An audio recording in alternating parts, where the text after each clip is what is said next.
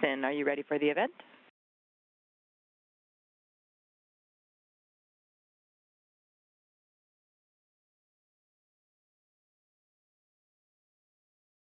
Houston Station, I'm ready. Meltwater PR Summit, this is Mission Control Houston. Please call station for a voice check. Copy, Houston.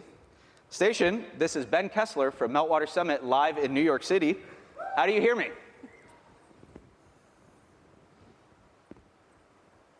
Hey, welcome to the International Space Station. I hear you loud and clear. How me?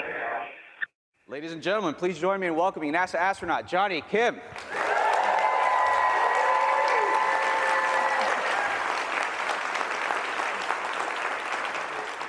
Jonny, there's about 1,300 attendees here watching you live, and you have two voices you'll be hearing from. This is Ben Kessler here, and it is an honor to speak with you, sir. And I also have Brittany Brown from NASA, and I'll let Brittany say hi as well. Hi, Jonny. This is Brittany from NASA's Office of Communications. How are you doing today? I'm doing quite well. How are you, Brittany? Things are great. Any day that we can talk to space is a fabulous day from where I sit. Jonny, the theme of this conversation is leadership and teamwork in extreme conditions. So my first question to you, when is the first time you realized that a decision you were making as a leader was impacting more than just yourself and your team? Hey, first off, man, I got to say this is probably one of the most exciting topics I've come across for a PAO event since I've been up here. I saw we only have 20 minutes, so this will have to be a little lightning round, but I feel like we could talk about this for hours. It's a great question. You know, I had a really fortunate opportunity early in my life to be in a really operational job, having joined the military at a young age. So I would say it was really on some of my first overseas deployments where I, though wasn't a commissioned officer, had the responsibility and leadership over other people, and that had real-life consequences. And it was a stark contrast in my life up until that point, and it made me realize that the decisions we make can have absolutely big impacts on other people. Jonny, I have the next question for you. Your experience is nothing short of extraordinary.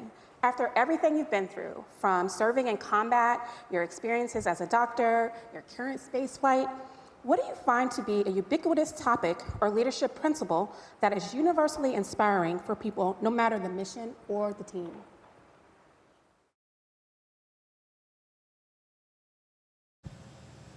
I think I could list a lot of things, but the one thing that I think is ubiquitous that transcends every discipline, every experience that I've been a part of, is the human connection. And I think everyone who's watching this can resonate with that. Human connection is something that we all need and really crave now more than ever. And that is an absolutely important fundamental of being a leader, is being able to connect with the people that you have to answer to. Jonny, I want to pivot to the power of imagery, communications, and branding. You were speaking to a room of marketers and communicators from across the world. What is the role of imagery and branding at the space station, and what role do you play as a key communicator to how the space station is talked about around the world? You know, through thousands of generations, humanity has told its history through human stories. And I think that is no different today. I mean, the role of imagery on the space station, space science, exploration, everything that we do has to have that fundamental human connection. And so that's what I firmly believe is my role and our roles, is not only to do science, but to tell that story, that really human story, to the rest of the people on Earth, so they can learn and appreciate all of the amazing things going on here on the International Space Station. Wonderful. Most leaders have a unique way of managing a team that they have handpicked. As a leader, can you share any perspective on how to lead a team that you inherited as opposed to a team that you've built?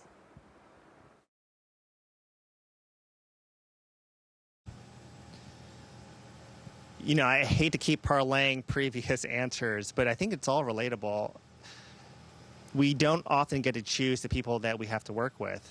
And so, of course, developing, there's no one-size-fits-all approach to leadership. And I, in my experience, have found that everyone needs to kind of deliver their own style into the leadership that they find. But the one common thread among all that is always going to be that human connection I keep harping to. And even for disjointed teams that that you've just kind of happened to be placed in a situation that you're in charge of, finding a way to adapt and find that human connection amongst all your team members is a critical component to making really strong, high-performing teams. Jonny, I have a somewhat curious question for you that I've always wanted to ask. What is your favorite orbital trajectory of Earth? I've heard you speak about your favorite view of Earth, but what is your favorite path around Earth itself?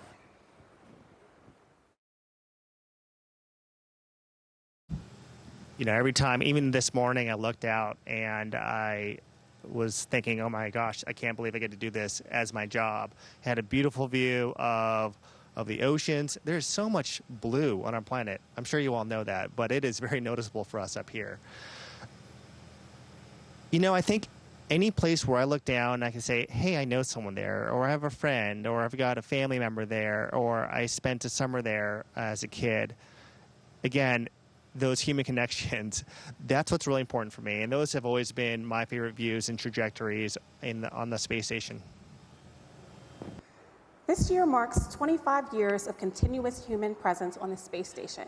What does that mean to you, Jonny, and what are the lasting impacts of the station's legacy?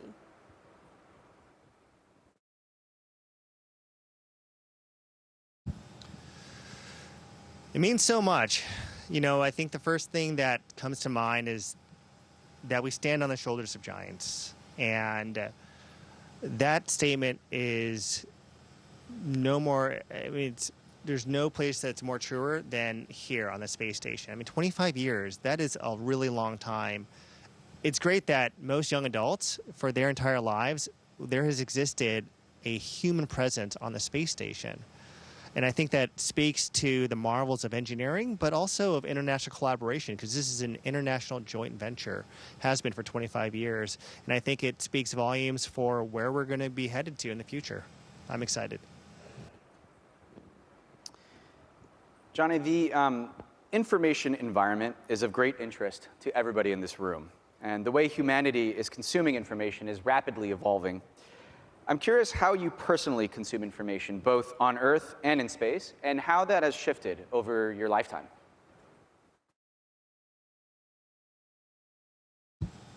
This is one of my favorite topics, is learning, just learning new information. But before I answer or tell you my personal preference of how I do it, which just happens to be the same on the space station and on Earth, because we do have access to the internet up here, is that we live in an information-rich age. And before, I really believe that before the consumption of information, we really need to develop the ability to critically think, which means we need to be able to objectively analyze, read, and come to conclusions that are our own. And I think that's a critical thing that everyone needs to have before you seek information, because there's so much stuff out on the internet. The way I used to consume information, a lot of it happens to be through the internet, through internet searches, reading articles. I try and stick to the source as much as possible, whether that's a textbook or a journal article. But I found myself more lately actually using AI. It's cut down a lot of my searching, where I would say it's the same type of information gathering that I do, but it helps condense my search and makes it a lot more efficient. Jonny, I'd like to know what stories, whether they're NASA stories or space station stories, that you've heard or read, or general stories that have not been told that you think should be told. You're talking to the world's most powerful storytellers, so this is your chance to inspire this audience.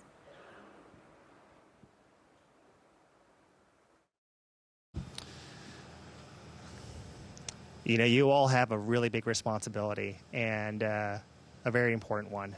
And that's telling human stories. And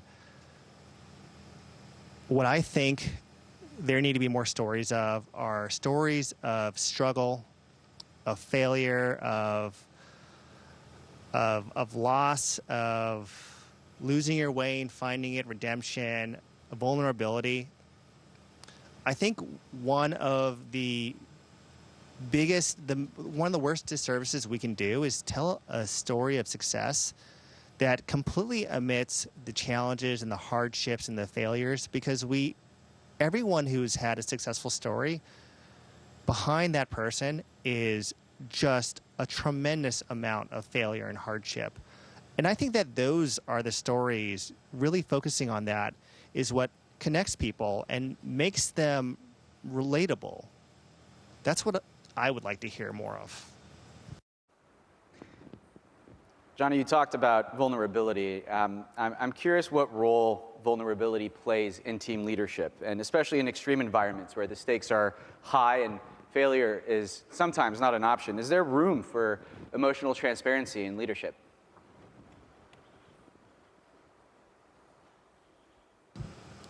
So like a lot of things, it depends.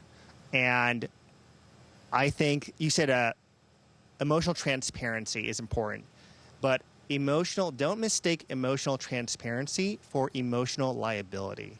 Now, you said teams in extreme environments.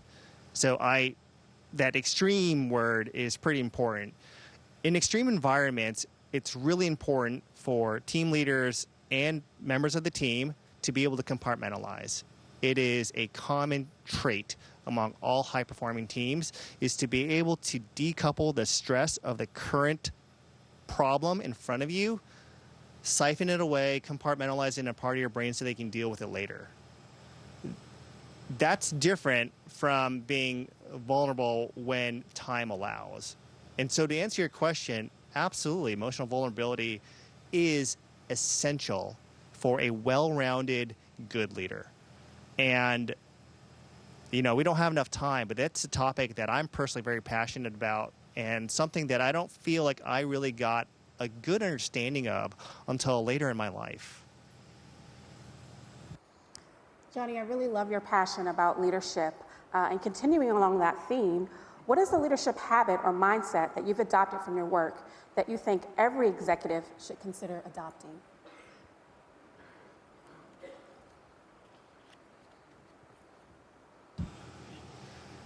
I wish we had more time to talk about this, but I think some of the things that are important for me, one is never remembering or never forgetting where you came from. And so there's a lot of famous quotes that kind of harp on the same thing, but I really think it's really important for leaders, especially as they rise to the ranks, to not lose sight of what it's like to be part of the rank and file. Rank and file is a euphemism for essentially like your like common team member or someone that's maybe lower on the totem pole. And the reason why I think this is important is that I think it's really natural for us as we rise to the ranks to kind of forget where we came from. But I think, again, to that human connection, that theme I keep talking about, remembering where you came from and what it's like to be part of that rank and file is really, really important. I also think integrity is an absolutely important part of leadership, and there's a lot more we could talk about, but those are the two that kind of stick out on the top of my mind. Jonny, you've been on station for a couple weeks, and you've also had the opportunity to interact with crew members, many of whom are not NASA astronauts, of course. And I'm curious how you find commonality with folks you'll be living and working with, and what kind of stories you found that are similar across a broad array of cultures that inspire a diverse, wide array of astronauts to pursue the field.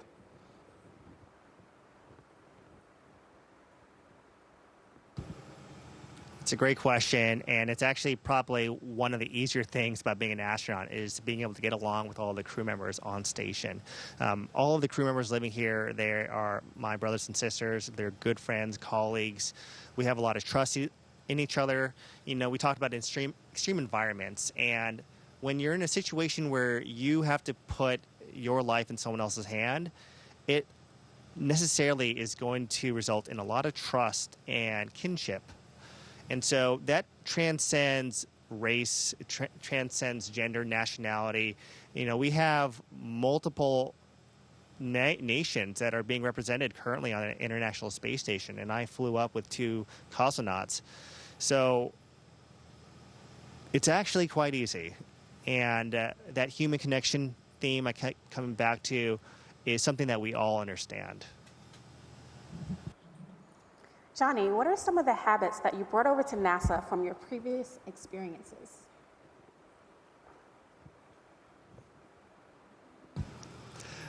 So this one makes me chuckle. So certainly the military's, 15. If you're not 15 minutes early or late, I'd say I'd probably have relaxed a little bit on that. 2 is 1, 1 is none. It's kind of a old saying of always have a backup plan or backup item. And I don't know if this is a habit that's been brought forward. I've never really been a morning person, but I would say my previous occupations changed that for me, and it's kind of continued since I've been at NASA. Jonny, recently a Cargo Dragon autonomously docked station while you monitored from the station itself. That must have been pretty surreal. I'm curious how you see these kinds of space-based advancements in autonomy and in AI shaping life back here Earthside. Yeah, the train of autonomy and AI is coming, and there's nothing to stop that. And I think that's both exciting, exhilarating, and scary. I think it's good that we're talking about stuff like this. And I see, just like the industrial age and how the industrialization and machines created a void, but also created a lot of new opportunities. And so, in my personal opinion, I do think something like that is coming. I think overall, it will disrupt a lot of processes, but in the long run, will make things more efficient. And, humans are really, really resilient. We are a resilient species, and we adapt very, very well. And just like the industrial age, there will be a future where people will find a place in life to produce and to have a contribution, something that we all deserve and want to have. And so I'm really excited about that age. I want to say it would give us more time. I don't know if that's true, because I think as humans, especially as Americans, we're going to find a way to fill that time to be more busy. Speaking of busy, I know that lots of experiments are happening on the space station. Can you talk about one of the experiments that you and your crew members are currently working on?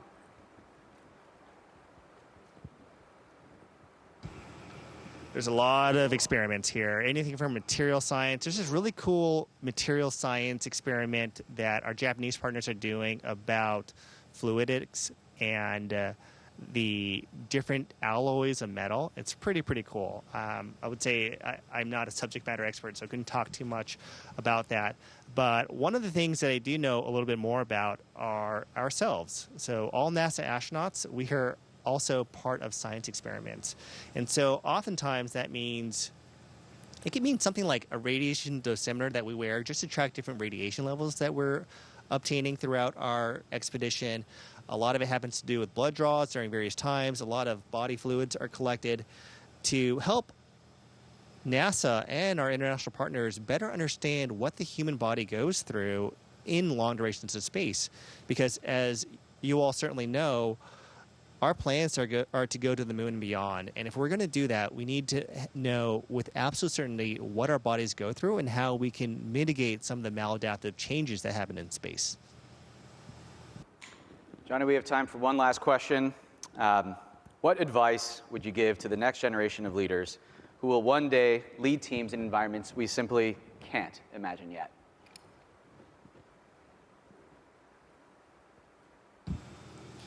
No one knows what the future is going to be, but I know one thing is for certain, and humans are going to have a part in it. And if humans are going to have a part in it, that human connection is going to be, I think, even more important than it is now, especially with automation and AI. The ability to work effectively as a team member, as a leader, as a subordinate, those are really important. And it's hard to develop those skills. It requires us to be vulnerable.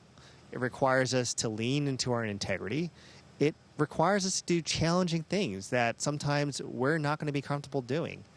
And so I'd say to the next generation, really lean into those challenges, lean into the hard discussions, lean into pushing yourself outside of your comfort zone. And I think you'll learn a lot about yourself and the people you work with. Jonny, thank you so much for joining us today. It's an absolute honor and a privilege to speak to you. Thank you for everything that you do. Thank you for your service, and have a great rest of your day flying around the world here.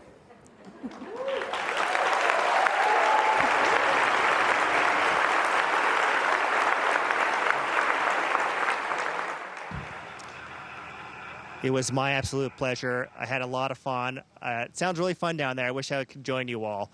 And so this will be goodbye from the International Space Station. Station does use an ACR that concludes the event. Thank you to all participants. Station, we are now resuming operational audio communications.